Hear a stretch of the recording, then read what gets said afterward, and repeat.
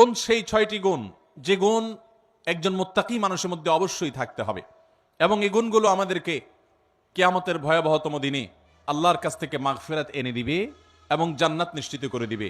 জানা দরকার আছে না নাই? আসুন আমরা সেই 6টি গুণের সাথে পরিচিত হই। যদিও মুত্তাকিদের প্রায় 40টিরও বেশি গুণের কথা কোরআনে আল্লাহ তাআলা আলোকপাত করেছেন। নবী করিম সাল্লাল্লাহু আলাইহি সাল্লামের বহু হাদিসে মুত্তাকিদের বহু গুণের কথা আলোকপাত হয়েছে। সেগুলো নিয়ে একটি দীর্ঘ আলোচনায় আমরা চেষ্টা করেছি মুত্তাকিদের কোরআন হাদিসে যতগুলো গুণ বলেছে সে সবগুলোকে একত্র করার। আজকে শুধুমাত্র আমরা সূরা আলে ইমরানের 133 থেকে 36 আয়াতগুলোর মাধ্যমে এখান থেকে মুত্তাকিদের 6টি বিশেষ গুণের কথা উল্লেখ করব। এই গুণগুলো যদি আপনার মধ্যে থাকে তো আল্লাহর শুকর আদায় করবেন, আর যদি না থাকে এই মজলিসে বসে এইখানেই মনে মনে নিয়ত করবেন যে আল্লাহর কোরআনে একটা গুণের কথা বলা আছে অথচ আমার মধ্যে নাই, আমি কেমন মুসলমান। অতএব এই মসজিদ থেকে নিয়ত করবেন, তাহলে এই গুণটা আমাকে অর্জন করতে হবে ইনশাআল্লাহ। তাআলা আমাদের সবাইকে এই গুণগুলো অর্জন করে যাওয়ার তৌফিক দান করুন। মোহতারাম হাজরিন, আল্লাহ রাব্বুল আলামিন বলেছেন ওয়াসারিউ ইলা মাগফিরাতিন মির রাব্বিকুম ওয়া জান্নাতিন আরদুহা কাআরদিস সামাওয়াতি ওয়াল আরদ। তোমরা আল্লাহর মাগফিরাতের দিকে দৌড়াও, প্রতিযোগিতা করো, অগ্রসর হও এবং জান্নাতের দিকে অগ্রসর হও। যে জান্নাতের প্রস্থ এই নবমণ্ডল এবং ভূমণ্ডল সমূহের যে দূরত্ব আছে, এ দুইয়ের মধ্যে যত পার্থক্য আছে এরকম, সেই জান্নাতের দিকে তোমরা দৌড়াও, প্রতিযোগিতা করো, সেদিকে অগ্রসর হও, মুসারাআ করো। আল্লাহর মাগফিরাত এবং জান্নাতের দিকে তোমরা অগ্রসর হও, সেদিকে অগ্রসর হও, সেদিকে আগাও। যেই জান্নাত আল্লাহ তৈরি করেছেন উইদ্দাত লিল মুত্তাকিন, মুত্তাকিদের জন্য। জান্নাত কাদের জন্য তৈরি হয়েছে ভাই? মুত্তাকিদের জন্য। নামে মাত্র মুসলমান, তাকওয়া তাহারাতের নামগন্ধ নাই, জান্নাত তাদের জন্য তৈরি হয় নাই ভাই। জান্নাত তৈরি হয়েছে আল্লাহর সেসব বান্দাদের জন্য যারা শুধু নামে মুসলমান না, যারা মুসলমানের মধ্যে আফার ক্লাসের মুসলমান, যারা মুত্তাকি। আল্লাহ তাআলা আমাদের সবাইকে মুত্তাকি হওয়ার তৌফিক দান করুন। ভাইরা আমার, মুত্তাকি হওয়ার চেষ্টা করব তো ইনশাআল্লাহ। আসুন মুত্তাকিদের বৈশিষ্ট্য জেনে নেই। কি তাদের বৈশিষ্ট্য? 1 নম্বরের বৈশিষ্ট্য আল্লাহ তাআলা বলছেন আল্লাযীনা ইউনফিকুনা ফিস সাররাই ওয়াদ দাররা। 1 নম্বরের বৈশিষ্ট্য হলো তারা সুখে দুঃখে, যখন তাদের সচ্ছলতা থাকে তখন, আবার যখন টাকা পয়সার টানাটানি থাকে তখন, সব সময় তারা আল্লাহকে খুশি করার জন্য যে জায়গায় দান করলে আল্লাহ খুশি হবেন, ভালো কাজে, অসহায় মানুষের সেবায়, মসজিদ মাদ্রাসায়, কল্যাণমূলক কাজে, সাদকায়ে জারিয়ায়, যে কোনো ভালো কাজে আল্লাহকে খুশি করার জন্য দান করে। দুনিয়ার মানুষের জন্য কাছে বাহবা পাওয়ার জন্য না, দান কার জন্য হবে? আল্লাহকে খুশি করার জন্য।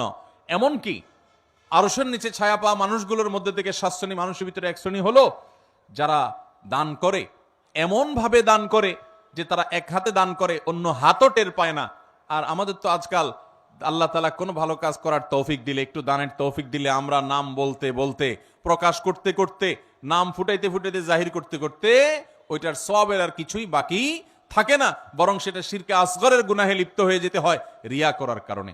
মোহতারাম হাজরিন, এই জন্য মুত্তাকিদের 1 নম্বরের বৈশিষ্ট্য হলো সচ্ছলতায় অনেকে দান করে, কিন্তু আল্লাহর এই মুত্তাকি বান্দারা শুধু সচ্ছল থাকলেই দান করবে না, দিনকাল যখন একটু খারাপ যায়, কেনা বেচা দোকানে একটু কম হয়, তখনও সে অকাতরে দেয়, দিতে থাকে, কোনো কার্পণ্য করে না। তাহলে এই বৈশিষ্ট্যটা আমাদের যার মধ্যে যতটুকু ঘাটতি আছে, এই মাহফিল থেকে, মজলিস থেকে আসুন মনে মনে নিয়ত করে নেই যে ইনশাআল্লাহ এখন থেকে আল্লাহ তাআলা আমাকে যতটুকু তৌফিক দিবেন ওখান থেকে আমি কিছু আল্লাহর রাস্তায় দান করব, আল্লাহকে খুশি করবার জন্য দিব।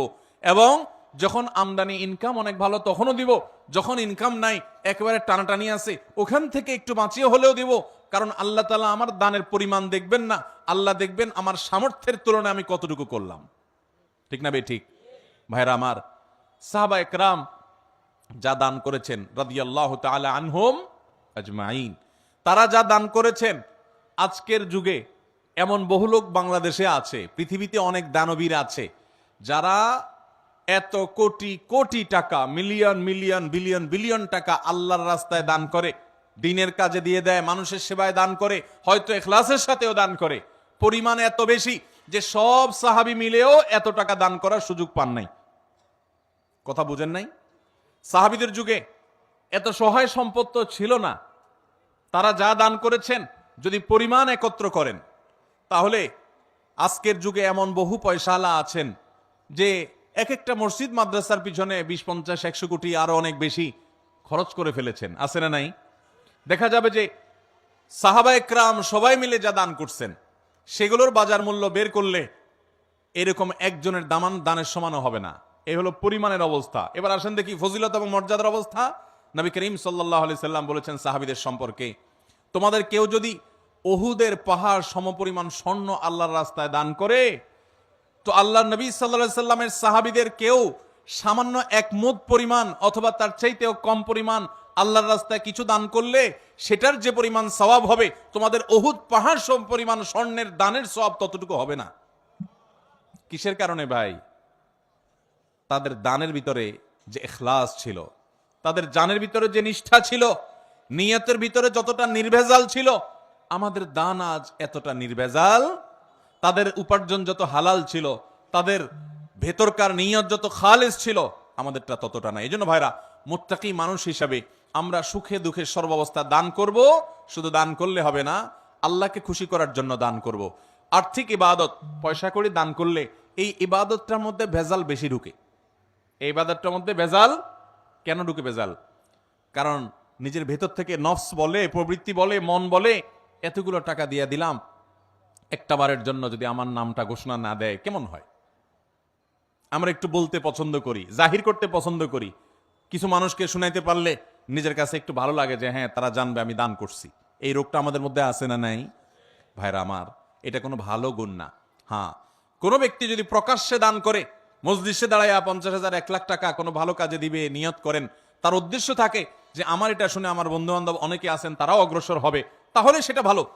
মানুষকে উৎসাহিত করার উদ্দেশ্যে করছি, আমি দানবীর এটা জানানোর দরকার নেই, এই উদ্দেশ্যে করলে ভালো। কিন্তু ভাইরা আমার, কিছু দান থাকতে হবে যেই দানগুলো আমি জানি, আমার রব জানেন, আমার স্ত্রীও জানেন না, আমার বন্ধু বান্ধবও জানেন না, মা বাবাও জানেন না, ছেলে মেয়েরাও জানে না। এরকম কিছু দান রাখার চেষ্টা করতে হবে ইনশাআল্লাহ। আপনি গোপনে গোপনে একজন গরিবকে নিয়মিত টাকা পয়সা দিয়ে যান, একটা গরিব ফ্যামিলিতে নিয়মিত কিছু চাল কিনে দেন, নিয়মিত কিছু ভালো কাজ করেন, একটা মাদ্রাসায় কিছু টাকা নিয়মিত দেন। আপনি জানেন আর আপনার মালিক জানে, পরিবারের কাউকে জানেন না, বলান না। এরকম কিছু নিরালা, এরকম কিছু নিবৃতে দান করার চেষ্টা করবো তো ইনশাআল্লাহ। আজকাল ফেসবুকের যুগ, ইউটিউবের যুগ, সোশ্যাল মিডিয়ার যুগ। 2, 4, 10 টাকা দান করার পর ওইটা জাহির করতে করতে, পোস্ট করতে করতে, ওইটার জন্য লাইক কমেন্টের ধান্দা করতে করতে আমরা আমাদের আমলগুলোকে বরবাদ করে ফেলি। ঠিক না ঠিক ভাই? অতএব সুখের সময় দান তো অনেকেই করে, দুঃখে কষ্টের সময়, টানাটানের সময় আমরা দান করবো তো ইনশাআল্লাহ। যতটুকু আছে ওখান থেকে কষ্ট করে দান করব। অনেক সময় কষ্টের সময়ের 10 টাকা সচ্ছল সময়ের 10,000 টাকা চাইতে বেশি উত্তম হতে পারে। আল্লাহ দেখবেন যে আপনার আছেই 100 টাকা, সেখান থেকে আপনি 10 টাকা দিয়ে দিয়েছেন, আরেকজনের লক্ষ লক্ষ টাকা আছে, সেখান থেকে 10,000 দিছে, অতএব ত্যাগের পরিমাণ বেশি। অতএব সর্বাবস্থা দান করবো তো ইনশাআল্লাহ। ইমানদার এবং মুত্তাকি যাদের জন্য জান্নাত তৈরি করা হয়েছে, তাদের দ্বিতীয় বৈশিষ্ট্য হলো ওয়াল কাযিমিন আল গাইজ, যারা তাদের ক্রোধ, গোসা এবং রাগকে সংবরণ করে। বহু মানুষ আছে ভাইরা আমাদের সমাজে, রাগ উঠলে আর মাথা ঠিক থাকে না, আছে না নাই? বরং বেশিরভাগ মানুষই আমরা এই রোগের রোগী। কি বলেন? রাগ উঠলে মাথা ঠিক থাকে না। জান্নাত যাদের হবে, যারা জান্নাতের মালিক হবে, যারা আল্লাহর পক্ষ থেকে মাগফিরাতকে পুরস্কার হিসাবে পাবে, ক্ষমা লাভের তৌফিক হবে যাদের, এই মানুষগুলোর দ্বিতীয় বৈশিষ্ট্য, মুত্তাকিদের বৈশিষ্ট্য, আল্লাহ বলেছেন ওয়াল কাযিমিন আল গাইজ, তারা রাগ ক্রোধকে কি করবে? নিয়ন্ত্রণ করবে, সংবরণ করবে, আটকে ধরে রাখবে।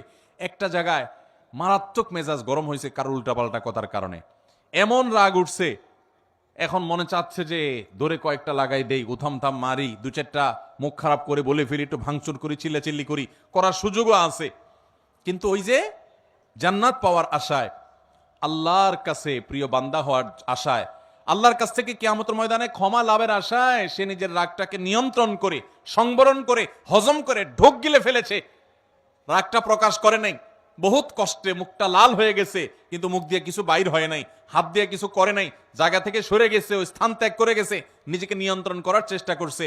আল্লাহর এই বান্দারা অনেক শ্রেষ্ঠ বান্দা, অনেক প্রিয় বান্দা। এই গুণটা আমাদের আনার জন্য যুদ্ধ করতে হবে, নিজের সঙ্গে সংগ্রাম করতে হবে। ঘরে ঘরে আজ অশান্তি, সমাজে সমাজে আজ অশান্তি, পরিবারে পরিবারে আজ অশান্তি। এই দোষটার কারণে, এই ত্রুটির কারণে। স্বামীর কথা স্ত্রী সহ্য করে না, স্ত্রীর কথা স্বামী সহ্য করে না, বাপমার কথা ছেলে মেয়ের সহ্য হয় না, ছেলে মেয়ের কথা বাপমার সহ্য হয় না, ভাইয়ের কথা ভাইয়ের সহ্য হয় না, কাস্টমারের কথা দোকান মালিকের সহ্য হয় না, মালিকের কথা শ্রমিকের সহ্য হয় না, একজনের আরেকজনের সহ্য হয় না, আর লেগে যায় গন্ডগোল। দুনিয়াতেও ক্ষতিগ্রস্ত হয়, লজ্জিত হয়, লাঞ্ছিত হয়, ছোট হয়, আখিরাতেও তার ধ্বংস হয়ে যায়। ঠিক না বে ঠিক? এক সাহাবী এসে বলছেন, ইয়া রাসূলুল্লাহ আউসিনি, আমাকে আপনি একটু উপদেশ দেন। নবী করিম সাল্লাল্লাহু আলাইহি ওয়াসাল্লাম বলেছেন, লা তাগদাব, তোমার জন্য উপদেশ হলো তুমি রাগ করবা না। বলেন যে ইয়া রাসূলুল্লাহ এটা বুঝলাম, আরেকটা উপদেশ করেন। নবী করিম সাল্লাল্লাহু আলাইহি ওয়াসাল্লাম বলেছেন, দ্বিতীয় উপদেশও হলো রাগ করবা না। বলে ইয়া রাসূলুল্লাহ বুঝলাম, আরেকটা করেন। নবী করিম সাল্লাল্লাহু আলাইহি ওয়াসাল্লাম বলেছেন, লা তাগদাব, তৃতীয় উপদেশও তোমার জন্য একটাই, যে রাগ করবা না। এরপর নবী করিম সাল্লাল্লাহু আলাইহি ওয়াসাল্লাম বলেছেন একবার, লা তাগদাব ওয়ালাকাল জান্নাহ, রাগ করবা না, জান্নাত তোমার হবে। রাগ করবা না, জান্নাত তোমার হবে। বদরাগী বদমেজাজি ভাইরা বোনেরা আমার, নিজেকে নিয়ন্ত্রণ করার চেষ্টা করবো তো ইনশাআল্লাহ। মনে রাখবেন, রাগ আসলো আর ছেড়ে দিলেন যেখানে সেখানে, মাত্রা জ্ঞান রাখলেন না কার সামনে কোন জায়গায় কতটুকু রাগ ছাড়া যাবে, কতটুকু রাগ ছাড়লে আপনার মুখ খারাপ হবে না, আপনার দ্বারা আল্লাহর হারাম গুনাহ লঙ্ঘন, হারাম কাজ হবে না, গুনাহ হবে না, আল্লাহর সীমা লঙ্ঘন হবে না, সেই মাত্রা জ্ঞান রেখে পরিমাপ করে করে রাগ জাহির করতে হবে, নিজেকে নিয়ন্ত্রণ করতে হবে। নবী করিম সাল্লাল্লাহু আলাইহি ওয়াসাল্লাম বলেছেন, সবচেয়ে বড় বীর বাহাদুর হলো যে ব্যক্তি রাগের সময় নিজেকে নিয়ন্ত্রণ করতে পারে। অনেক শরীরে শক্তি আছে, এটা আসল বীরত্ব না, রাগের চোটে শরীরে আগুন ধরে গেছে, মাগার নিজেকে বহুত কষ্ট করে ঠান্ডা করে রাখছে। রাগ নিয়ন্ত্রণ করতে পারে না দেখে ওই জায়গা থেকে বের হয়ে গেছে। মোবাইলের আগ উঠে গেছে দেখে মোবাইল কেটে বন্ধই করে দিছে। রাগ বেশি হয়ে গেছে দেখি দাঁড়ানো থেকে বসে গেছে, বসা থেকে শুয়ে গেছে, উজু করে নিয়েছে, তারপরেও নিজেকে কন্ট্রোলে রাখছে, রাগের কারণে পরিস্থিতি খারাপ হতে দেয় নাই। এই মানুষগুলো আল্লাহর প্রিয় বান্দা। আমরা চেষ্টা করবো তো ইনশাআল্লাহ। দেখেন, জান্নাত যার তার জন্য না ভাই। বদমেজাজি হটমেজাজি রাগের চোটে যা তা বলেন, যা তা করেন, আপনার জন্য জান্নাত নয়। অতএব যুদ্ধ করবো তো ইনশাআল্লাহ।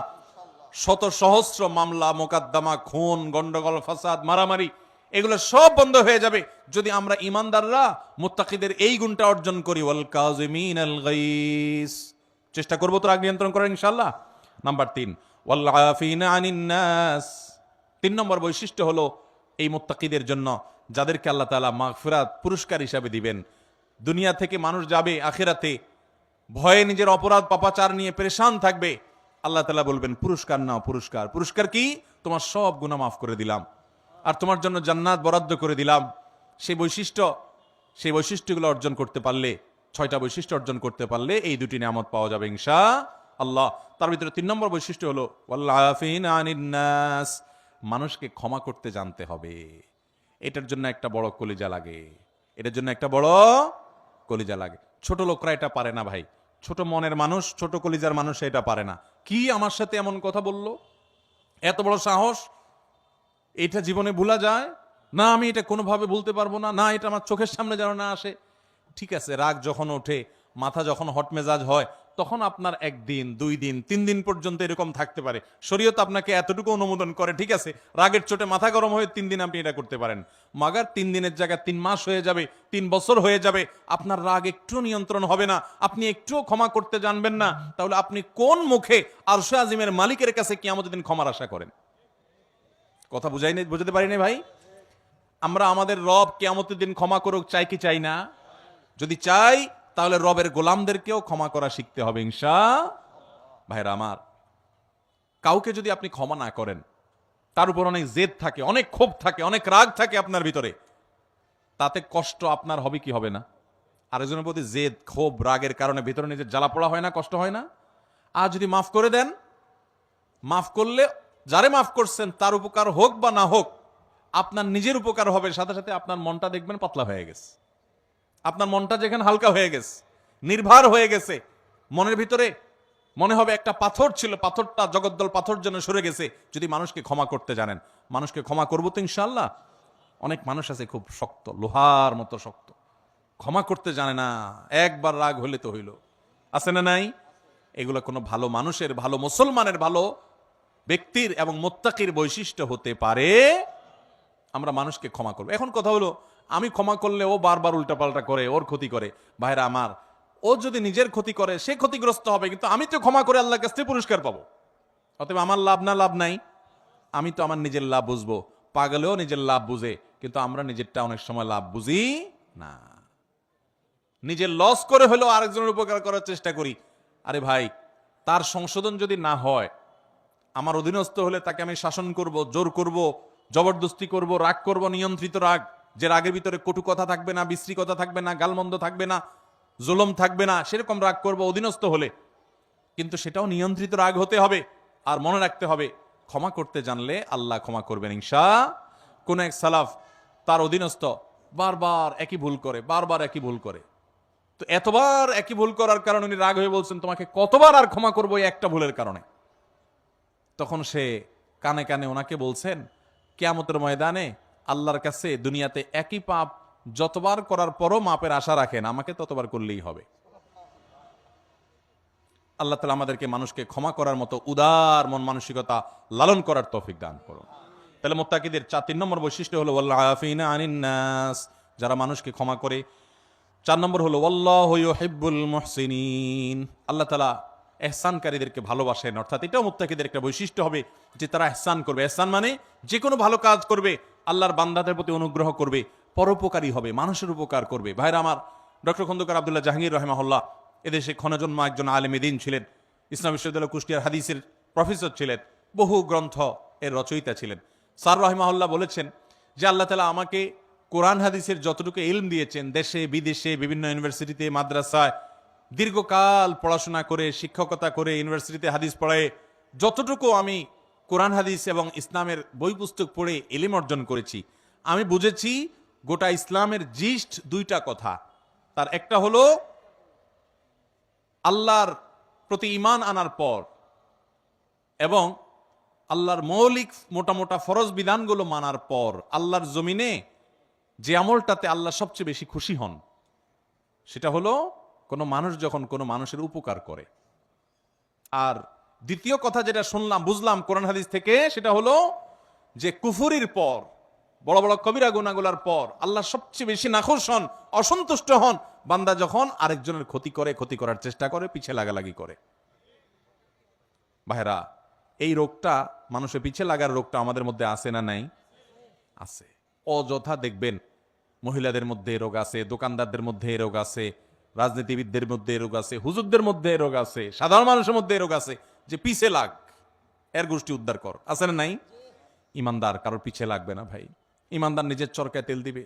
আমার কি হবে কিয়ামতের ময়দানে আমি জানি না।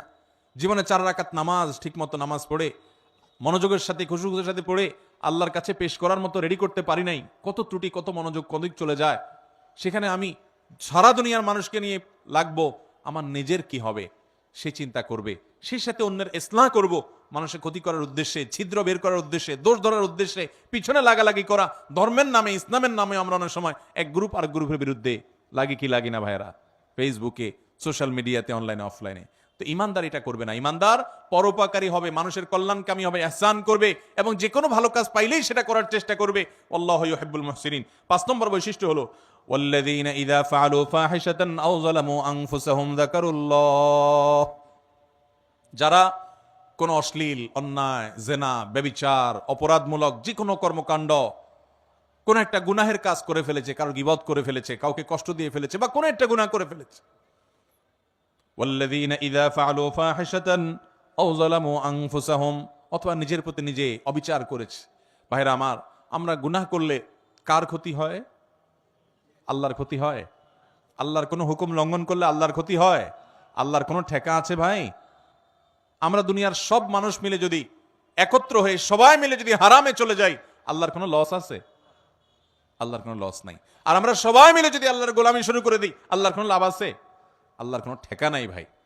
তো এই জন্য নিজে অপরাধ করে, পাপ করে যে নিজের প্রতি অবিচার করি, আও যালামু আনফুসাহুম, নিজের প্রতি যদি নিজে অবিচার করেন, অশ্লীল কাজে লিপ্ত হন, এরকম কোন কাজ করার পর যাকারুল্লাহ, আল্লাহর কথা স্মরণ হয়, রে আমার সৃষ্টিকর্তা আল্লাহ তো দেখছেন, তার কাছে তো জবাবদিহি করতে হবে, এটা মনে হওয়ার সঙ্গে সঙ্গে ফাস্তাগফারু লিযুনুবিহিম, সাথে সাথে ওই অপরাধের জন্য আল্লাহর কাছে মাপ চায়।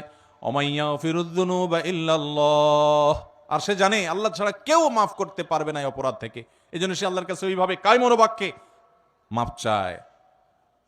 এই বৈশিষ্ট্যটা থাকবে যাদের, মুত্তাকিদের, যে কোনো গুনাহ হলে মানুষ হিসাবে গুনাহ হয়ে যেতে পারে, যখনই গুনাহ হয়ে যাবে সাথে সাথে বিলম্ব না করে দ্রুততার সাথে আল্লাহর কাছে মাপ চাইবে। আল্লাহর কথা স্মরণ হবে, আরে আমি তো এটা করতে পারি না, ইমানদার হিসাবে, জান্নাত প্রত্যাশী মানুষ হিসাবে সে আল্লাহর কাছে মাপ চাবে। 6 নম্বর বৈশিষ্ট্য হলো ওয়ালাম ইউসিরু আলা মা ফাআলু ওয়া হুম ইয়ালামুন। এবং একটা পাপ একবার হয়ে গেলে নিজেকে নিজে সে ভৎসনা করে, রাগ করে, নিয়ন্ত্রণ করে, আর সে সেই অপরাধের ধারে কাছেও যায় না। একবার হয়ে গেছে, আল্লাহর কাছে মাপ চাইছে, আর যেন না হয় সেজন্য সে আপ্রাণ চেষ্টা করে। এটা হলো 6 নম্বরের বৈশিষ্ট্য। এই বৈশিষ্ট্যগুলো আবারও আমি এক নজরে বলে দিচ্ছি। নাম্বার 1, যারা দান করে সুখে দুঃখে সর্বাবস্থায়।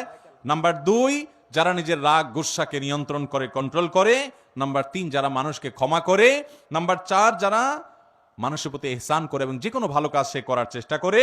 নাম্বার 5, কোনো অশ্লীল কাজ করলে, কোনো গুনাহের কাজ করলে, নিজের প্রতি নিজে জুলুম অবিচার করে ফেললে সাথে সাথে আল্লাহর কথা স্মরণ হওয়ার সাথে সাথে সে ক্ষমা চায়, মাপ চায়, ফিরে আসে। আর নাম্বার 6, সেই পাপ কাজ আর কখনো করে না। এই 6টি বৈশিষ্ট্য যাদের থাকবে, আল্লাহ বলেছেন উলাইকা জাযাউহুম মাগফিরাতুম মির রাব্বিহিম ওয়া জান্নাত। এই লোকগুলোর আল্লাহর পক্ষ থেকে কিয়ামতের ময়দানে এই 6টা বৈশিষ্ট্য নিয়ে যদি কেউ যেতে পারে, তো আল্লাহর পক্ষ থেকে সে ক্ষমা এবং মাগফিরাত এটা পুরস্কার হিসেবে গ্রহণ করবে এবং জান্নাত লাভ করবে। তাজরি মিন তাহতিহাল আনহার, যার তলদেশ দিয়ে নহর প্রবাহিত হবে, সেই চিরসুখের ঠিকানা জান্নাত পাবে। খালিদিনা ফিহা, সেখানে সে চিরকাল থাকবে। ওয়া নি'মা আজরুল আমিলিন, আর আল্লাহর জন্য আমলকারী বান্দাদের পুরস্কার কতই না সুন্দর এবং উত্তম হবে ইনশাআল্লাহ। মুত্তাকিদের এই 6টা গুণ অর্জন করার চেষ্টা করব তো ইনশাআল্লাহ। আমি যেটা শুরুতে বলেছি এখন আবারও বলছি, আপনার আমার ভিতরে সেটা আছে না নাই ওইটা রিলেট করি, ওইটা খেয়াল করি, যেটা নাই ওইটা আনার চেষ্টা করি, করবো তো ইনশাআল্লাহ। আল্লাহ তাআলা আমাদের সবাইকে তৌফিক দান করুন।